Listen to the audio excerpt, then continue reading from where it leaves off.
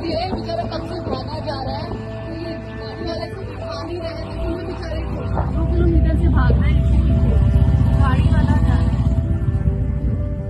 విశ్వాసానికి మారుపేరు సునకాలు. ఒక్కసారి అవి మనిషిని నమ్మితే చాలా విశ్వాసంగా ఉంటాయి. అందుకే చాలా మంది కుక్కలను పెంచుకుంటూ ఉంటారు. మానవుల హావభావాలు అర్థం చేసుకుని మెలిగిపోతాయి కూడా. అయితే ఒక్కసారి దగ్గరైతే కుక్కలను దూరం పెట్టడం కూడా కష్టమే. ఈ విషయం పెంపుడు కుక్కలున్న ప్రతి ఒక్కరికి బాగా తెలుస్తుంది. అయితే తాజాగా ఒకరు తాము పెంచుకున్న కుక్కను వదిలించుకోవాలని అనుకున్నారు. ఈ క్రమంలోనే కుక్కను వదిలేసి కార్లో బయలుదేరారు.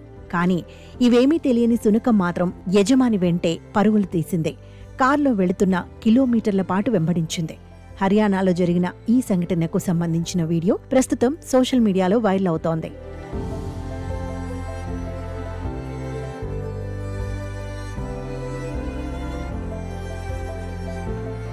హర్యానాలోని ఫరీదాబాద్లో జరిగిన ఈ హృదయ విదారక దృశ్యాలు నెట్టింట వైరల్ అవుతున్నాయి. సోషల్ మీడియాలో ఓ వ్యక్తి షేర్ చేశారు ఈ వీడియో.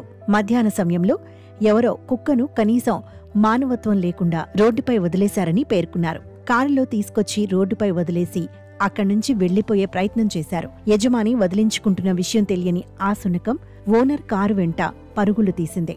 తనను తీసుకెళ్లాలంటూ వెంబడించింది. కారు ఎంత స్పీడ్లో వెళ్లినా వదిలేయకుండా వెనకాలే వెళ్లింది.